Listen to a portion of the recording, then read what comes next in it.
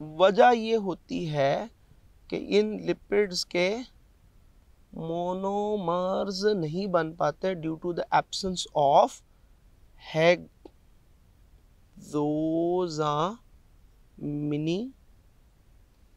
Enzyme. ये enzyme आपके पास मौजूद नहीं है। जब ये एंजाइम आपके पास मौजूद नहीं है, आप उसके रिस्पेक्टिव मोनोमर्स नहीं बना सकते। और ये लिपिड्स एक्यूमुलेट होते हैं और ये बचपन ही से ये बीमारी बच्चे के अंदर अपीयर होना शुरू हो जाती है। शुरू में वो अपने बेसिक फंक्शंस छोड़ देता है। यानी आप ये समझ लें कि बच्चा पहले दिन पैदा होता है और माँ बाप को ये अंदाज़ा होता है कि इसने 3-4 साल के बाद मर जाना है। क्या होगा कि वो बच्चा अपने नॉर्मल फंक्शंस परफॉर्म नहीं कर पाएगा। यानी जब कभी जब कभी बच्चे गर्दन मोड़ के पीछे देख लेते हैं, उस वक्त वो बच्चा अपनी गर्दन मोड़ के पीछे नहीं देख सकेगा। फिर आहिस्ता आहिस्ता वो अपनी क्रॉलिंग छोड़ देगा।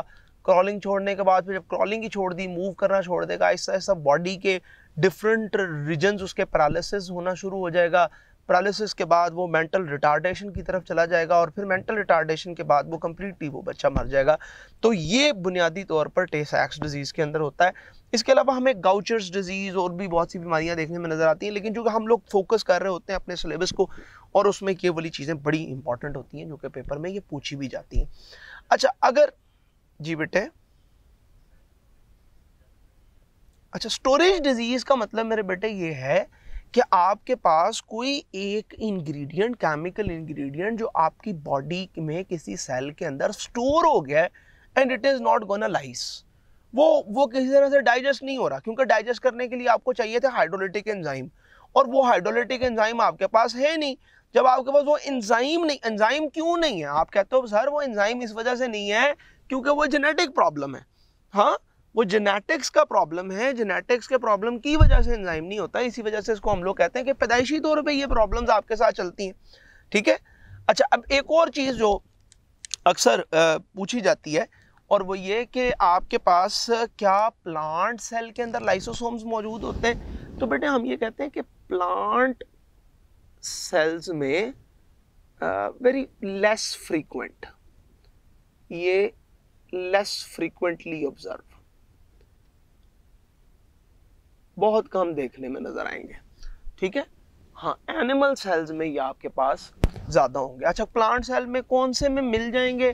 तो ये आपको मेज प्लांट में उसकी रूट्स में मिल जाएंगे, या कुछ पी प्लांट्स में मिल जाएंगे। तो बस इनमें कुछ में आपको ये मिलते हैं। प्लांट के अंदर मेजरली इसका जो रोल प्ले किया जाता है वो वैक्यूल परफॉर्म करते हैं। तो वैक्यूल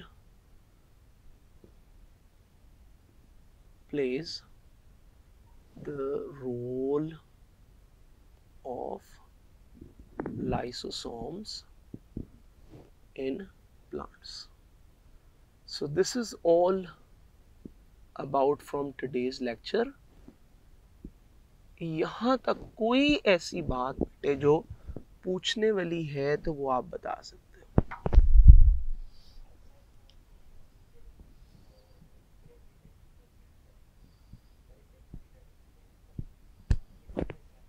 यस, सेकेंडरी लाइसोसोम बनाता है, लेकिन सेकेंडरी लाइसोसोम के अंदर एक और एक्टिविटी आपको ये होती है कि सेकेंडरी लाइसोसोम के अंदर आपको पुट अप करने पड़ते हैं हाइड्रोजन आयन, ताकि आप उसको एंजाइमेटिकली एक्टिव कर लो। ठीक है। इसके फिर 3 नाम है, यानी इसको हम लोग फैगोलाइसोसोम भी कहते हैं, इसको हम लोग डाइजेस्टिव वैक्यूल भी कहते हैं, इसको हम हेट्रोफैगोसोम भी कहते हैं। ठीक है, क्योंकि बाहर की चीज़ को खा रहा है। अगर वो सेल अपनी ही किसी चीज़ को खा रहा होगा तो फिर हम उसको ऑटोफैगोसोम्स का नाम देंगे।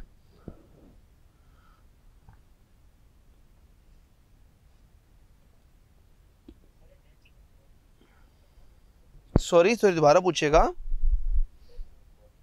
अच्छा, डेल्टन बॉडीज का नाम जो हम कहते हैं ना, ये इस वजह से कहते हैं क्योंकि डेल्टन वाज अ पर्सन जिसने इलेक्ट्रॉन माइक्रोस्कोप में इसको स्टडी किया था। इलेक्ट्रॉन माइक्रोस्कोप से जब कभी ये स्टडी हुए थे तो तब हमने इसको नाम दिया था डेल्टन बॉडी का। ठीक है, बस ये वजह है। डेल्टन साइंटिस्ट था जिसने इसको ऑब्जर्व किया था। थैंक यू सो मच बेटा।